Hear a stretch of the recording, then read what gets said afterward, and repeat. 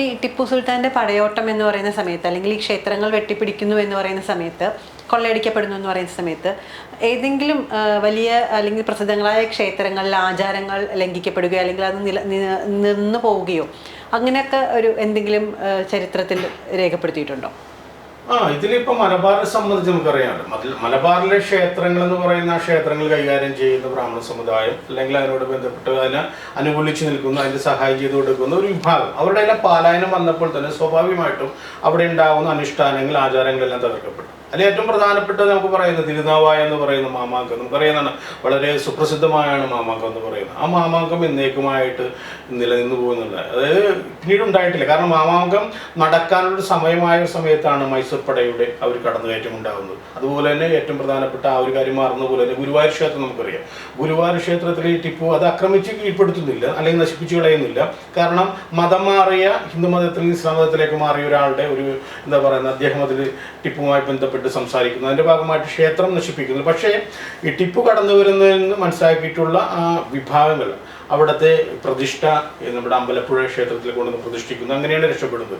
അതുപോലെ തന്നെ ഒത്തിരി ക്ഷേത്രങ്ങൾ, ഇപ്പോൾ കോഴിക്കോട് ബന്ധപ്പെട്ട് വരുന്ന തളിക്ഷേത്രങ്ങൾ വരുന്നുണ്ട്.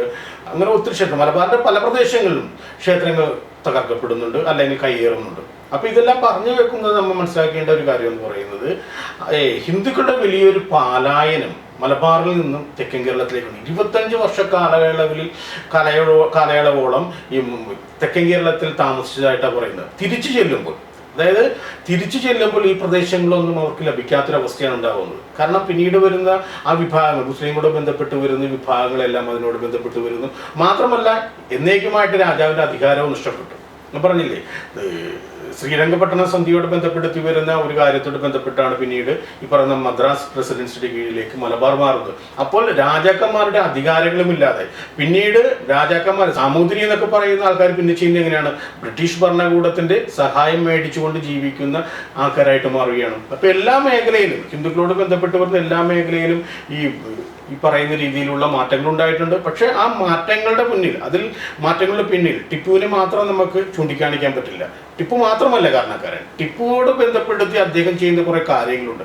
ആ കാര്യങ്ങളോട് ബന്ധപ്പെടുത്തിയാണ് ഈ വടക്കൻ കേരളത്തിൽ നിന്ന് ഹിന്ദുക്കൾക്ക് പലായനം ചെയ്യേണ്ടി വരുന്നത്. അത് നായർ സമുദായവും അതുപോലെ തന്നെ ഈ പറഞ്ഞ ബ്രാഹ്മണ സമുദായമാണ് ഏറ്റവും കൂടുതൽ ഈ ടിപ്പുവിൻ്റെ തിന്മകൾ അനുഭവിക്കേണ്ടി വന്നത്.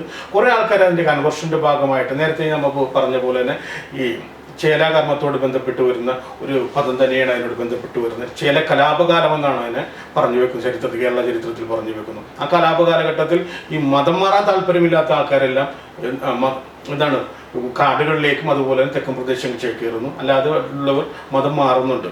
അപ്പോൾ അങ്ങനെ ഉണ്ടാകുന്ന കാലഘട്ടത്തിൽ ഹിന്ദുക്കളോട് ബന്ധപ്പെട്ട് വരുന്ന ആരാധനാക്രമങ്ങൾ, അവരുടെ ജീവിത രീതികളെല്ലാം തന്നെ മലബാറിൽ ഉണ്ടായിരുന്നില്ല എന്ന് തന്നെ പറയാവുന്ന അവസ്ഥയായിരുന്നു.